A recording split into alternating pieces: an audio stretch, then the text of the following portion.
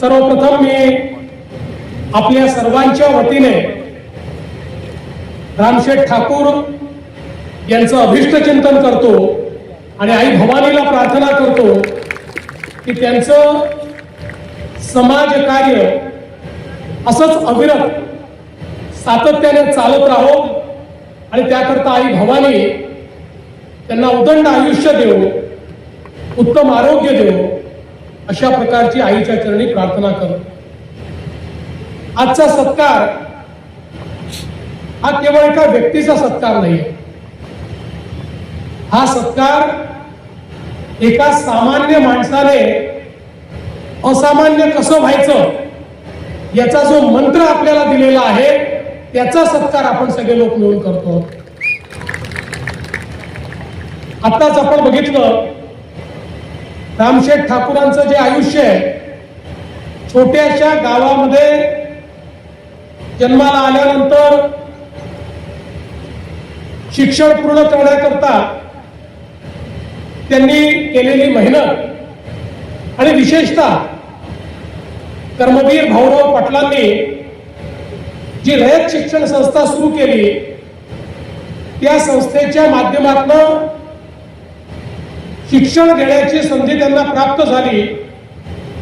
आणि त्या काळामध्ये त्यांच्यासारख्या होतकरू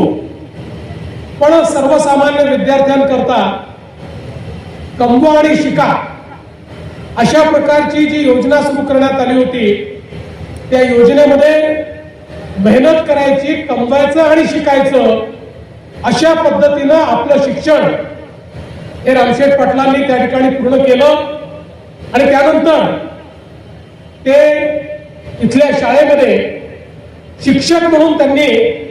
आपली नोकरी धरली। 200 रुपये पगारावर पहिल्यांदा त्यांनी नोकरी सुरू केली आणि आपण आज पाहतोय की स्वतःला शिक्षणाकरता ज्या काही अडचणी सहन कराव्या लागल्या, आज अनेक शाळा,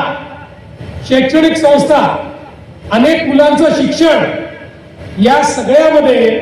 इतक्या मोठ्या प्रमाणात आपलं संपूर्ण जे आयुष्यात कमवलेलं आहे ते लावण्याचं काम त्यांनी केलं आणि अनेकांच्या जीवनामध्ये शिक्षणाचं जे काही पुण्यकर्म आहे ते करण्याचं काम रामशेठ ठाकूरांनी केलं। पण त्याच वेळी ज्या रयत शिक्षण संस्थेने त्या ठिकाणी त्यांना संधी दिली, ज्या कर्मवीर भाऊराव पाटलांच्या योजनेतनं त्यांना शिकायला मिळालं, मला असं वाटतं की जशी एकलव्याने आपली गुरुदक्षिणा दिली होती तशी गुरुदक्षिणा देणारे आमचे रामशेठ ठाकूर आहेत। त्या रयत शिक्षण संस्थेच्या जवळपास अनेक प्रमुख इमारती, शाळा असतील, कॉलेजेस असतील, याला सढळ हाताने त्यांनी मदत केली। आताच महेशजींनी सांगितलं 135 कोटी रुपये आणि दरवर्षी एकही वर्ष असं जात नाही की ज्या वर्षी रामशेठ ठाकूर रयत शिक्षण संस्थेला त्या ठिकाणी आपली मदत देत नाही। त्यामुळे एकलव्याप्रमाणे आपली गुरुदक्षिणा